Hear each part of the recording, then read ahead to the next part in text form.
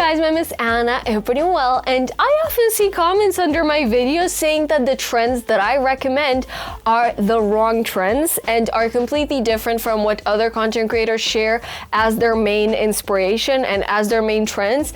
And you know what? I actually agree, because those trends in the old sense of the word, just don't exist anymore. It's not trends anymore, it's entire aesthetics now, and I have a video about the dark side of aesthetics and cores.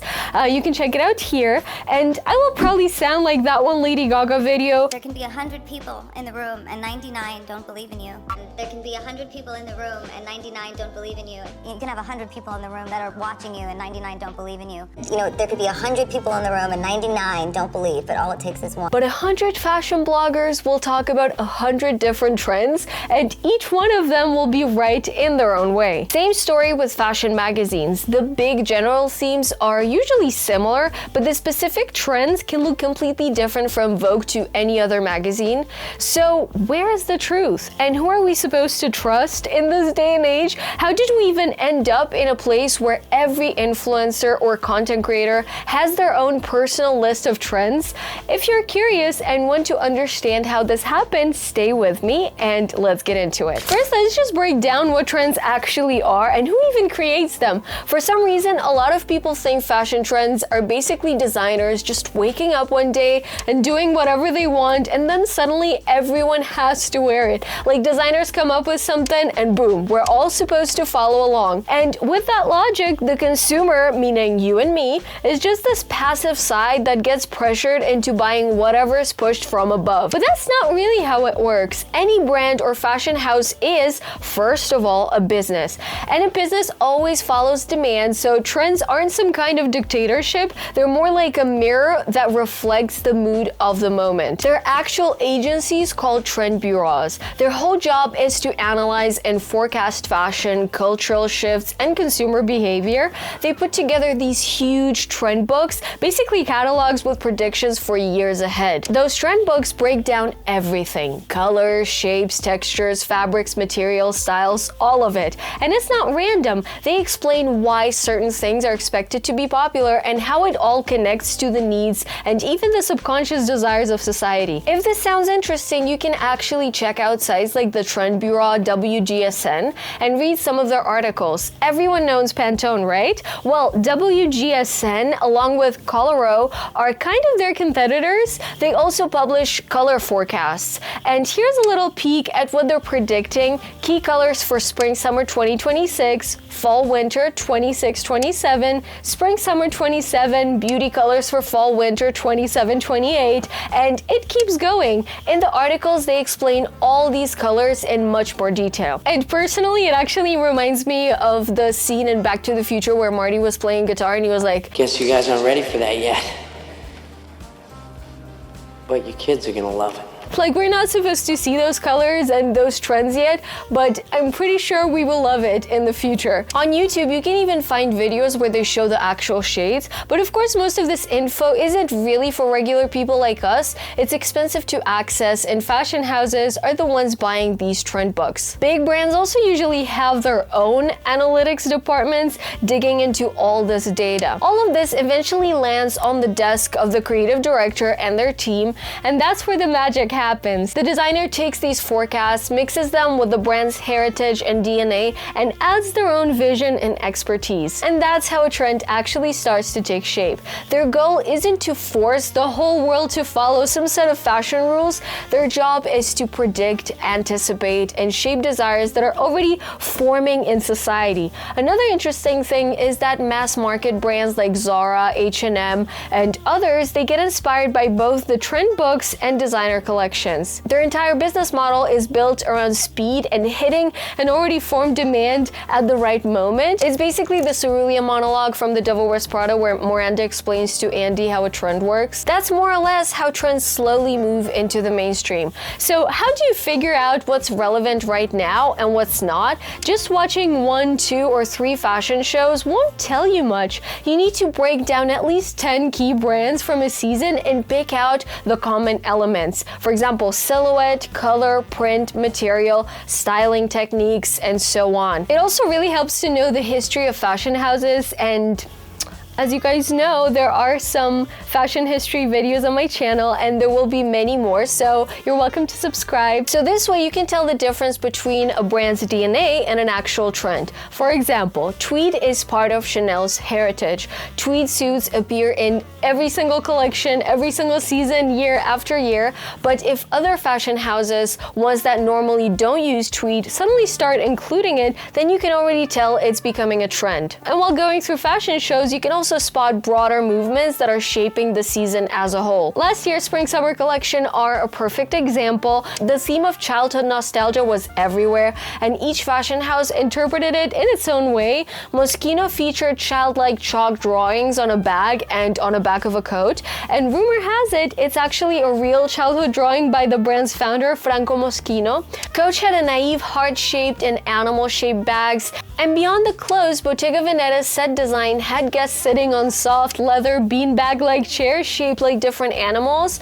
Of course, Coppeni took it even further with a show at Disneyland set against the Sleeping Beauty castle. There were tons of references to childhood, Mickey Mouse, princesses, and all sorts of Disney characters, so even something like childhood nostalgia can be a trend, just on a different scale. Overall, trends can be divided by scale and lifespan into mega, macro, and micro trends.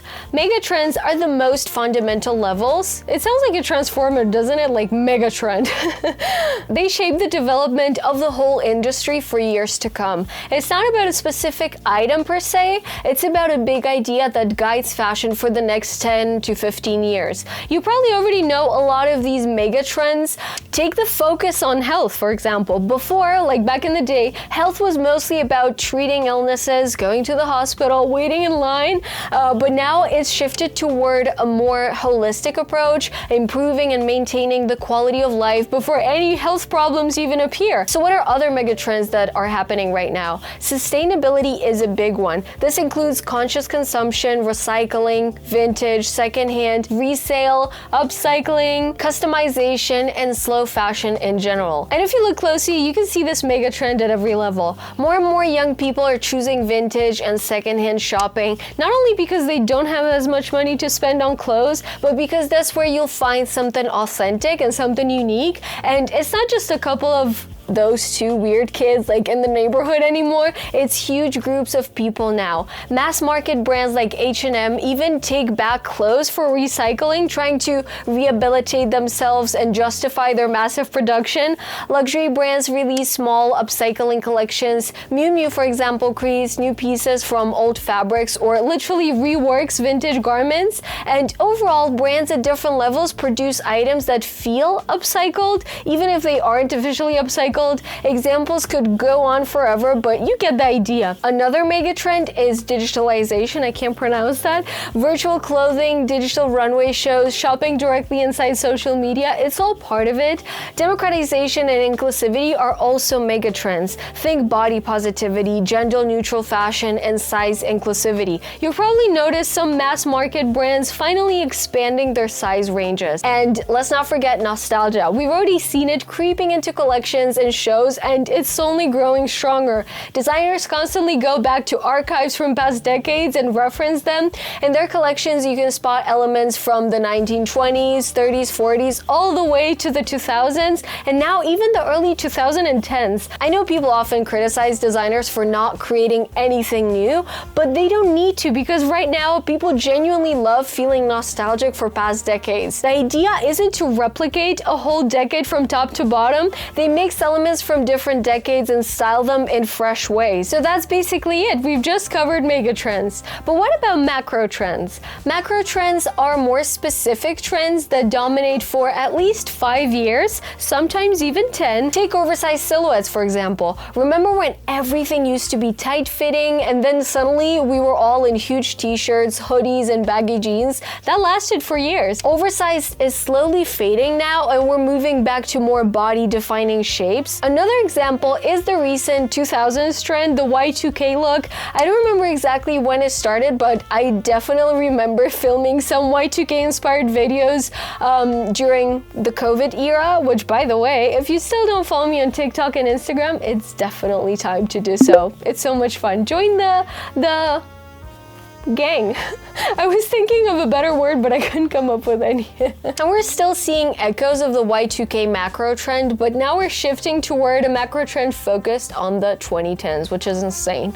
Micro trends, on the other hand, are fast, short-lived fashion flashes. They can last a year, a season, a month, or even just a couple of weeks. It could be a specific color like cherry red or butter yellow. A specific print can be a micro trend too, like leopard or polka dots, which we've seen recently. A particular item can catch on as well, like dirty wash jeans, or even a very specific piece from a brand. Think about those Bottega Veneta drop earrings. Even a styling trick can become a micro trend, like tying a sweater as a top. And it's funny because that one came from Miu Miu's Spring Summer 2025 collection, but runway shows happened way before the season, so influencers were already wearing it months ahead. And as we've discussed in a different video about influencer tricks, us content creators don't care about cold weather. We will wear it anyway. So by the end of winter, everyone was tired of this trend, and the micro trend basically died before the season it was meant for even started. By spring, almost no one was wearing it anymore, and that's just how it goes. But micro trends don't always start on the runway, because let's be real for a second. Bella Hadid wore Adidas Sambas a couple of times, and that's it. For about 3 years, they were the main sneaker trend, and it was a real trend, something you could see on the street. You could spot people actually wearing it in real life, and these exact shoes weren't even on the runway. Maybe Adidas got ahead and paid Bella for promotion. We don't know that for sure, but it's definitely entirely possible. That doesn't mean Bella Hadid wearing any random shoe would start a global trend. Even if she styled something similar, we can never know for sure whether it would have taken off. Sure, sales might spike for a moment, but that would likely be it. But why did the Adidas Samba work when Bella Hadid wore them? Because if we zoom out of the macro trend level, it's clear that the era of big, chunky dad sneakers has ended. Flat shoes are making a huge comeback. Ballet flats, low-profile sneakers. Luxury brands have also started producing exactly those kinds of flats and low sneakers. So for a huge company like Adidas, which definitely studies trends, it was pretty obvious they needed to bring back their tried and true retro models. And by the way, they fit perfectly into the nostalgia macro trend. Plus, the colorway was super wearable for everyday outfits. The price was accessible. It's a well-known brand, and Bella wore them and showed everyone how to style them. Everything just clicked, and I'm pretty sure it was not an accident. It was a well-planned strategy. The point is, a micro trend can totally blow up on social media if it aligns with a macro trend, or even better, with several at once. And with the rise of social media, we suddenly have way more influencers, which also means way more micro trends. Basically, anyone can create an account and get a lot of followers overnight. Like, it doesn't happen often, but it can happen. One viral video can be enough. And if an item in that video fits the macro trends, mega trends, and the broader needs of society, it can instantly become a micro trend. My take is that micro trends can seem random, but that's only because we don't see all the connections and the reasons behind them. Good specialists can actually predict them pretty well. Finally, the main idea of today's video, the whole reason we're here, everything I said before was leading up to this. With social media and the flood of influencers, and therefore an insane amount of content, the online world has split into tons of groups, clusters, call them whatever you want. Every person lives in their own little information bubble. Recommendation algorithms are the engine behind social media platforms. Pinterest, TikTok, Instagram, and YouTube, they all want to keep you scrolling for as long as possible. So the algorithms show you the content you're most likely to like, comment on, or watch all the way through. Over time, they build a perfectly tailored reality for you, filtering out everything you might not like or agree with. Instinctively, we gravitate toward people and ideas we relate to. We follow content creators who share our views, join groups with like-minded people, and unfollow anyone who annoys us, or at least mute them and their stories and their posts. Basically, we're helping the algorithms build the walls of our own bubble. And bear in mind, there are millions of influencers out there. So to stand out, content creators or influencers all find really narrow niches. That creates super loyal but also super isolated communities. People in different bubbles eventually stop understanding each other because they're living in completely different informational universes with different facts, different trends, and even different aesthetics.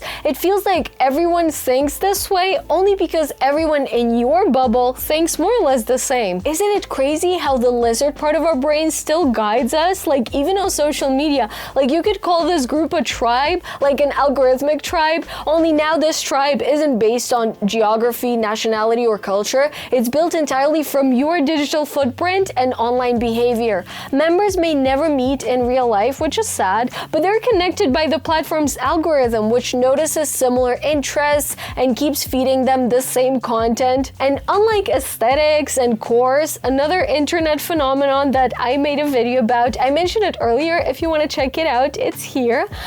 People don't even know the name of their bubble or tribe. They're not actively searching for this content, they just follow the stream that matches their taste. So what do we end up with? The feeling that there are no unified trends and that every content creator is talking about something different, and that's actually not an illusion, is the direct result of our digital reality. Again, 100 influencers from 100 different tribes can all be right when they talk about different trends. That's the paradox of modern fashion. Trends didn't disappear, they just became hyper-personalized. And in this case, I mean micro-trends, of course. Each of us now has our own unique fashion reality, which we build ourselves with the help of algorithms, and that's kind of cool. I really love this personalized approach.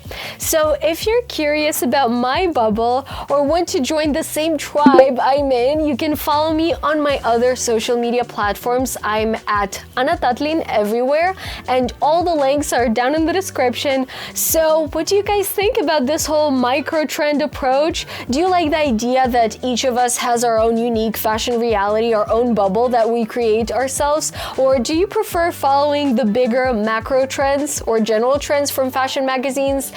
Leave your thoughts down in the comments. I really want to hear what you think. Your opinion matters. I read every single comment, so don't hesitate to share. Thanks so much for watching. I love you guys so much, and I'll see you in the next one. Bye bye. Excuse me, what the actual fuck?